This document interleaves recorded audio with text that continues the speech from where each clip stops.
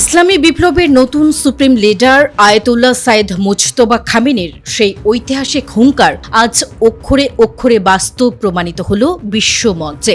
গত সপ্তাহে তিনি খুব স্পষ্ট ভাষায় ঘোষণা করেছিলেন যে মার্কিন যুক্তরাষ্ট্রের নতুন কোনো সামরিক ঘাঁটি তৈরির জন্য আর কোনো নিরাপদ বাংকার অবশিষ্ট থাকবে না। বিবিসি ভেরিফায়ার আজকের এই বিস্ফোরক ডেটা ফাঁস প্রমাণ করে দিল ওভাল হাউসের যুদ্ধকালীন ক্যাবিনেট এখন কতটা দেউলিয়া। কাতার, বাহরাইন ও ওমানের টপ সিক্রেট মার্কিন কমব্যাট ফ্যাসিলিটিগুলো কিভাবে ইরানের ওয়ান ওয়ে ড্রোনের তাণ্ডবে মাটির সাথে মিশে গেছে।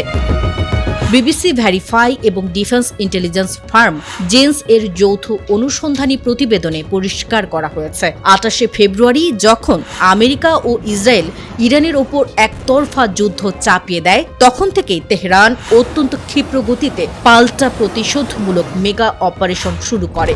ওয়াশিংটন নিজেদের এই ব্যাপক ক্ষয়ক্ষতির খবর দুনিয়ার সামনে থেকে আড়াল করতে অত্যন্ত চাতুরতার সাথে স্যাটেলাইট জায়ান্ট প্ল্যানেট এর উপর মধ্যপ্রাচ্যের নতুন ছবি প্রকাশের ক্ষেত্রে অনির্দিষ্টকালের নিষেধাজ্ঞা জারি করে। কিন্তু অন্যান্য আন্তর্জাতিক স্যাটেলাইট প্রোভাইডারের দেওয়া তথ্য বিশ্লেষণ করে বিবিসি দেখিয়েছে যে সৌদি আরব, সংযুক্ত আরব আমিরাত, কাতার, কুয়েত, ইরাক, জর্ডান, বাহরাইন এবং ওমান সহ এই 8টি দেশে থাকা মার্কিন ফ্রন্টলাইন সামরিক অবকাঠামোগুলো ইরানের ক্ষেপণাস্ত্রের আঘাতে পুরোপুরি ধূলিসাৎ হয়ে গেছে।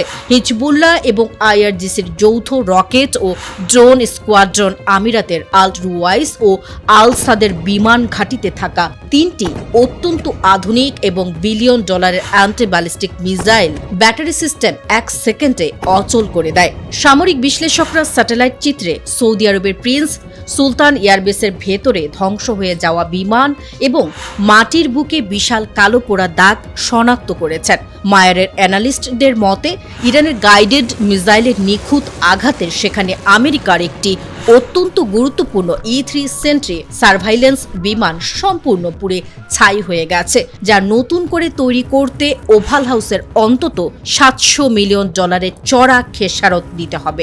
একই ভয়াবহ দৃশ্য দেখা গেছে কুয়েতের আলী আল সালেম এয়ারবেস এবং ক্যাম্প আরিফ জানে। সেখানে মার্কিন বাহিনীর top secret fuel storage bunker, aircraft hanker এবং সৈন্য আবাসনগুলো ইরানের ব্যাক টু ব্যাক মিসাইল তাণ্ডবে আক্ষরিক অর্থেই ধ্বংসস্তূপে পরিণত হয়েছে।